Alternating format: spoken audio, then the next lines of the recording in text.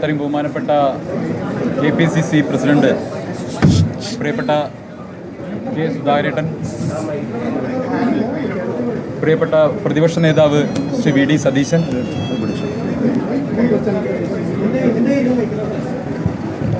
ബഹുമാനായിട്ടുള്ള KPCC president Shri K സുധാകരേട്ടൻ, ബഹുമാനപ്പെട്ട പ്രതിപക്ഷ നേതാവ് ശ്രീ VD സതീശൻ, ACCയുടെ സെക്രട്ടറിയും ജനറൽ സെക്രട്ടറിയും ഇവിടെ കേരളത്തിൻ്റെ ഇൻചാർജുമായ ബഹുമാനായിട്ടുള്ള മാഡം ദീപ മാഡം, ഒപ്പം DCCയുടെ അധ്യക്ഷൻ ബഹുമാനപ്പെട്ട MP, ഇവിടെയുള്ള എല്ലാ മോഹൻ സാർ, സെക്രട്ടറി ആയിട്ടുള്ള മോഹൻ സാർ, കേരളത്തിൻ്റെ ഇൻചാർജായിട്ടുള്ള മോഹൻ സാർ ഉൾപ്പെടെ വേദിയിലിരിക്കുന്ന ഒരുപാട് പേരുണ്ട്. എല്ലാവരെയും എനിക്ക് വർഷങ്ങളായിട്ട് നല്ല ബന്ധമുള്ള ആളുകളാണ്. എല്ലാവരെയും പേരെടുത്ത് പറഞ്ഞ ലിജു അടക്കമുള്ള എല്ലാ ആളുകളുമായിട്ടും നിരന്തരമായി സംസാരിച്ചിട്ടുള്ള, തർക്കിച്ചിട്ടുള്ള, രാഷ്ട്രീയം പറഞ്ഞിട്ടുള്ള ആളുകളാണെങ്കിൽ പോലും ഉള്ളിൽ നല്ല സൗഹൃദം എല്ലാ കാലത്തും എല്ലാ രാഷ്ട്രീയ പാർട്ടിയുടെ പ്രവർത്തകരോടുമൊക്കെ ഒരു സൗഹൃദം കാത്തു സൂക്ഷിച്ചു വന്നിട്ടുള്ള ആളാണ് ഞാൻ.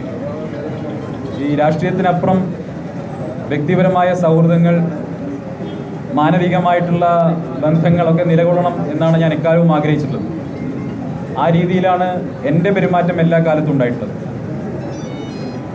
പ്രത്യേകിച്ച് അത്തരത്തിൽ എല്ലാ രാഷ്ട്രീയ പാർട്ടിയുടെ നേതാക്കന്മാരുമായിട്ടൊക്കെ നല്ല ബന്ധം കാത്തുസൂക്ഷിക്കുമ്പോൾ അത് പൊതുസമൂഹത്തിൻ്റെ നന്മയ്ക്ക് വേണ്ടി നല്ല രീതിയിൽ വിനിയോഗിച്ചിട്ടുമുണ്ട്.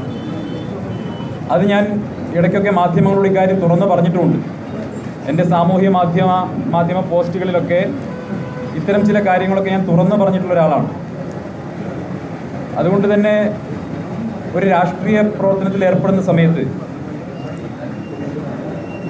മാനവികമായിട്ട് ചിന്തിക്കുക, മനുഷ്യത്വപരമായിട്ട് ചിന്തിക്കുക എന്നുള്ളത് സർവ്വപ്രധാനമാണ് എന്ന് വിശ്വസിക്കുകയാണ്.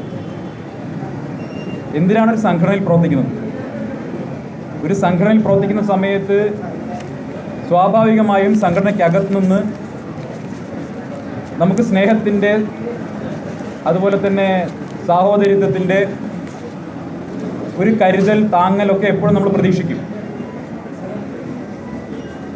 എല്ലായ്പ്പോഴും എല്ലാ ദിവസവും രാവിലെ എണീറ്റ് കഴിഞ്ഞാൽ വൈകുന്നേരം വരെ വെറുപ്പ് മാത്രം ഉൽപ്പാദിപ്പിക്കുന്ന ഫാക്ടറി ആയിട്ട് നിലകൊള്ളുന്ന ഒരു സ്ഥലത്ത് നിന്ന് ഏറെക്കാലം സ്നേഹവും കരുതലുമൊക്കെ ഞാൻ പ്രതീക്ഷിച്ചു എന്നുള്ളതാണ് ഞാൻ ചെയ്ത തെറ്റ്.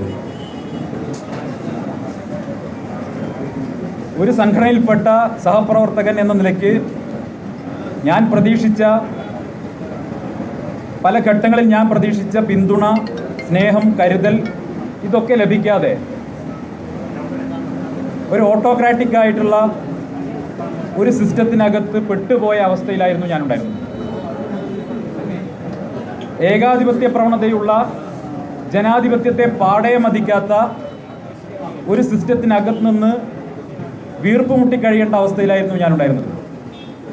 സ്വന്തം അഭിപ്രായങ്ങൾ പറയാനോ വ്യക്തിത്വം കാത്തു സൂക്ഷിക്കാനോ ഏതെങ്കിലും വിഷയത്തിൽ മനുഷ്യപക്ഷത്തു നിന്നൊരു നിലപാട് പറയാനുള്ള സ്വാതന്ത്ര്യം പോലും ഇല്ലാതെ അച്ചടക്ക നടപടി നേരിട്ട ആളാണ് ഞാൻ.